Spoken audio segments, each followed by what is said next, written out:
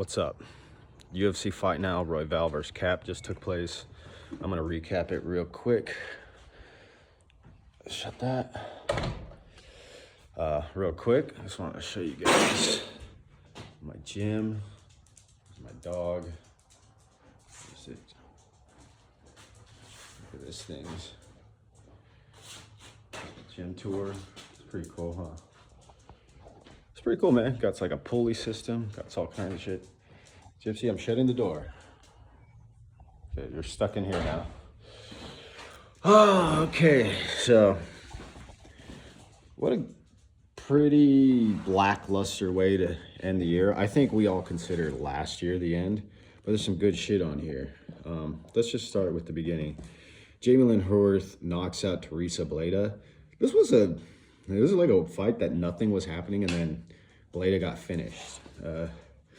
I picked Jamie Lynn Horth, sorry. But I literally just threw it up in the air and threw a coin in the air and I got it. So yeah, Jamie Lynn Horth knocks out Teresa Bleda. Not much to see there. Moving up, Guilherme Pat versus Alan Fry. I think I picked Guilherme Pat by knockout, and instead they just had a pretty meandering fight on the feet. Alan Fry, you know, he's tough, but I just didn't understand what his game plan was. You know, and Guilherme Pat, you know, I think he realized he wasn't knocking Fry out. He couldn't really catch him too clean, and when he did, he couldn't capitalize on it. And Pat would just kind of like throw himself into the clinch. Very, very, very interesting fight. And by interesting, I meant like the most boring fight on the card, possibly. Because moving up, we got Luana Santos defeats Melissa Croden, by decision. And it's kind of sad that in this division, I can have never seen either girl fight and correctly pick who's going to win. I think that's not good. Again, coin flip. The only reason I picked Luana Santos is because I know who she was, and I don't remember Melissa Croden. Now I remember both of them, so I'll be sure to watch out for their fights. But just to give you guys a heads up, if you're keeping track, I'm 3-0 to start.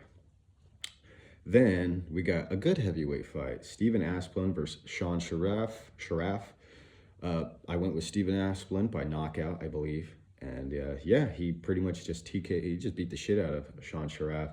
Sharaf came out very explosive, and I think within 2.5 minutes was noticeably slower. You know, he hit Asplund cold with a big left hook or something, like a wild overhand. And Asplund's big ass head didn't move. Dude, he's huge. I didn't know he used to be 500 pounds, but he's a monster, man. So yeah, he just absorbed everything Sharaf went. And he kind of has like a Nick Diaz style. Like, he's not throwing with all his might. He doesn't have to. He's so big that if he just like uses arm swings to hit people, it's gonna like do some damage. I like it, man. I like a heavyweight that can freaking put pace on people, is tough, and can use volume, which is so rare. So who knows, you know, he might get cracked by another big heavyweight who doesn't gas. He's defensively not amazing, but I like it. I like the guy. I hope he can continue winning. And yeah, Steven Asplund just put hands on Sharif, elbowed him, split him open, put him against the cage, was just basically walking him down with no real fear. And yeah, just completely freaking took the fight out of him, basically. You know, Sharaf was still throwing, but you could just tell it was like 30 shots from Asplund, one big overhand by Sharaf, where he'd kind of just, you know, straight arm swing, hit him with his wrist. But Asplund's a tough dude, so you're gonna need a little bit more than that. But yeah, 4-0 to start the card. Moving up, Joanderson Brito versus Isaac Thompson. I didn't get to predict this fight because I made my video before these changed, but yeah, it was a fight. You know, Isaac Thompson looks promising. Made a couple. I don't even know if he made mistakes. I just think he didn't have time to game plan. I have a feeling if he would have been able to game plan, and he could have won this fight, because Brito basically used his strength and his size to hold Isaac Thompson down and win the scrambles and win the grappling. Third round, he actually started landing some good shots on Thompson, who was quick, switching stances, tough, fearless. But by the end, he was getting gassed and Brito was getting gassed, but less, more experienced, was able to just take it away from Thompson, who couldn't. I think if Thompson could have gotten up and maybe landed some damage in the third, he could have stole it, but Brito was good. He's a veteran. So that was a good fight. Then we have Yaroslav Amosov defeats Neil Magny by Anaconda choke. I think I picked him by TKO. But yeah, I picked Yaroslav Amosov. He's a fucking good ass fighter. His record speaks for itself. The people he's fought speak for itself. On the feet, he looks a little rote, a little by the numbers, a little awkward. But damn, that transition to fucking to Dars was from half guard, fucking 2 Dars to submission. It was just smooth. It was so smooth. I'm a white belt. I'll never even try to break that shit down, but that was fucking badass. And I got that one right too, so I'm basically undefeated. 5-0 of the fights I actually predicted.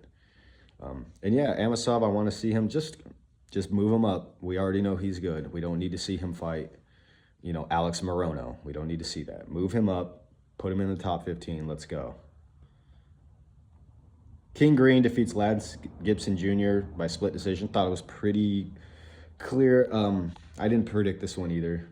Neither of these guys were on the card. But King Green, Bobby Green, aka, he's really good at making you look like you're losing, even when he's not doing nothing, because he is very confident and he knows how to play the game.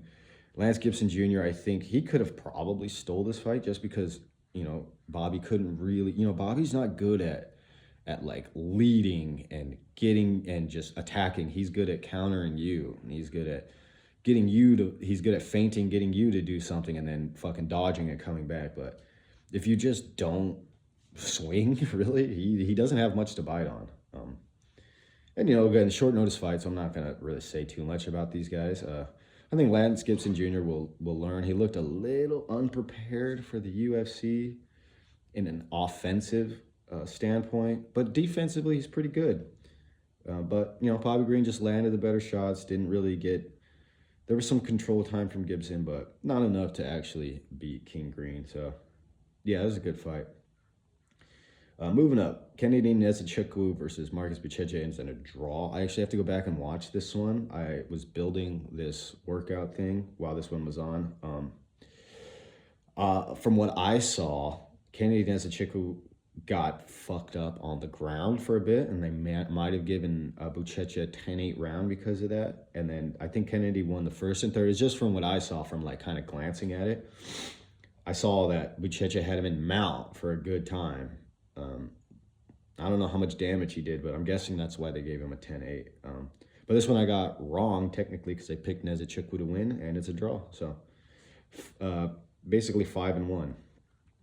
Oof. Moving up, Melquizael Costa knocks out Morgan Charrier with a freaking head kick. Wow. I did not see that coming. As soon as the fight started, though, I was like, why is Morgan Charrier on the back foot, letting Costa, just land kicks and throw kicks from the outside? And then I thought about it. That's how Morgan Charrier fights.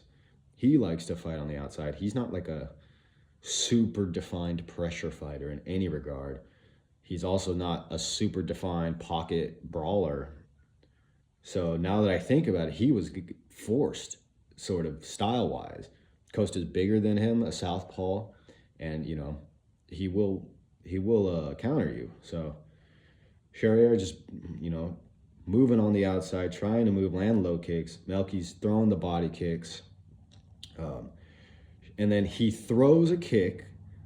And just for you guys to know, doing this is not enough to block a fucking kick. You guys probably know this. You want that hand up, and then you want this one to help brace it. But what he did, he put one hand up, and then his other hand went way down, like to parry a body kick. and it just fucking went right to his head, kicked his hand through his head, knocked out cold, brutal, stiff, looking pissed off when he was not. It was crazy. Some people make the craziest faces, and I'm so glad I'm not fighting because I don't want you guys to see what I look like knocked out. But anyways, yeah, just a beautiful left high kick. Southpaw, fucking the southpaw trick. He like fell. He kicked him so hard. He like jump kicked him in the head, dude. You rarely see that. But whenever you do, it's always awesome because both guys fall and one is dead. So yeah, Melky Costa, let's put him in the rankings, baby. Let's go. And I got that one wrong. I picked Morgan Charrier, and yeah. Moving up, Cesare Oleksiejczyk defeats Cesar Almeida by decision. WrestleFest from Cesare. Cesar Almeida is a really, really bad wrestler. I thought it was going to be a striking match, and I thought Oleksiejczyk was going to get the better of it, but instead he decided to just do the easy thing and take him down and half guard camp him, side control camp him, guard camp him, all that stuff. And yeah, not much to say. He probably just wanted to get a dub, get into the UFC. And Michael Bisping, okay, this is going to be a rant. Michael Bisping saying, like, you got to go out there and finish him. You got to do this. Go watch Michael Bisping's career and watch some of his fights and tell me, like, this man is the most entertaining. And I'm not even fucking a hater, but it's like someone was, I don't know. He doesn't say that shit during Chimaev versus DDP. He doesn't say that shit during Islam versus Jack. He doesn't. They pick who they say it to. And it's really annoying. And it's just expectations. He wanted a striking match, and he didn't get it, and so he threw a fit. But whatever. He's right in a way. He is right. Just keep that shit consistent towards everyone. Don't just pick and choose who you hate on. That's what pisses me off. You're not wrong. That was boring. You never say it's boring with other people. Let's be real. Okay, moving up. Kevin Vallejos. Oh, and I picked Cesare Oleksiejczyk, so it's another one, right? Just saying, guys. I'm just saying. Kevin Vallejos knocks out Giga Chikadze with his freaking spinning back fist and then elbows him into fucking Hades. Yeah, this was an interesting fight because Vallejos, I always thought he was better at jabbing, but his jab was non-existent. I don't know if it was because Giga's a southpaw, but basically his whole game plan was throwing the right hand, trying to catch Giga as he missed a kick. Giga doesn't set up kicks, and I think that's what cost him here. He just likes to blast kicks. And a lot of times he would miss a kick, and that's when Vallejos would put the pressure on him. But the finish, so first of all, in the first round, Giga wins it, I think. He hurts Vallejos, not hurts him, but he kicks the shit out of him and swarms him, and then Vallejos is forced to get double underhooks against the cage, kind of stall it out for a bit, and then a little bit more striking. I'd say Giga edges it.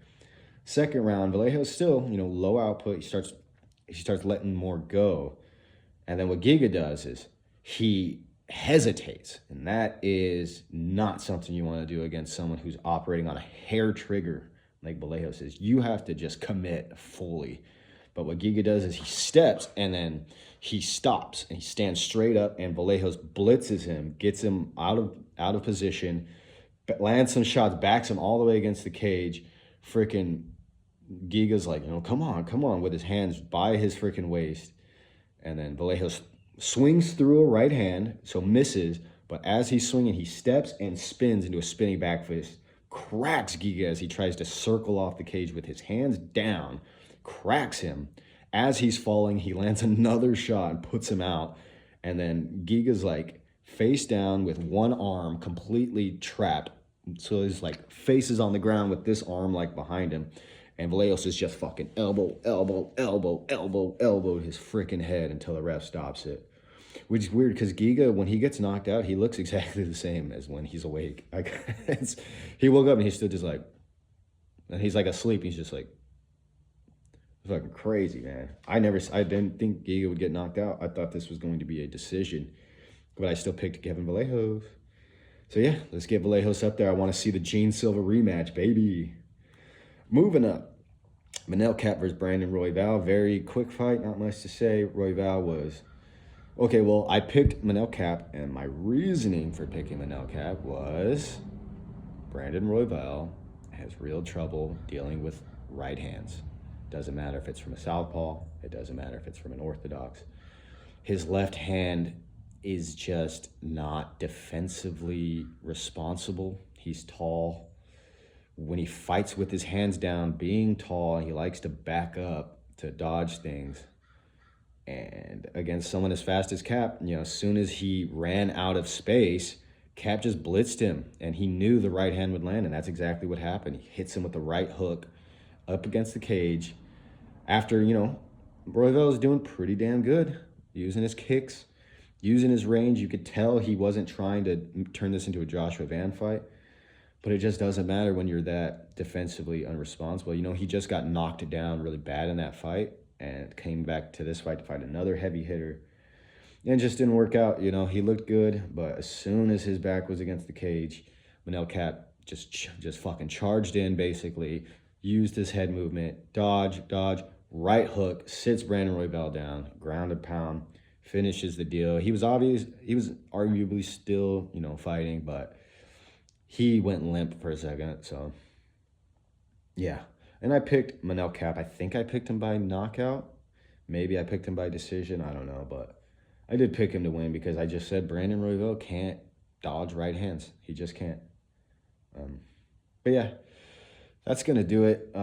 Pretty good fight night card to end the year. Now we got 6 weeks of nothing. I picked a terrible time to start making videos again. But hey, this gives me a chance to make some other type things instead of the prediction videos. But anyways, thank you guys for watching. I appreciate it. I'm going to try to remember to put timestamps in here.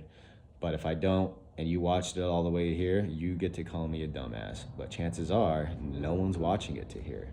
So fuck you. All right, take it easy.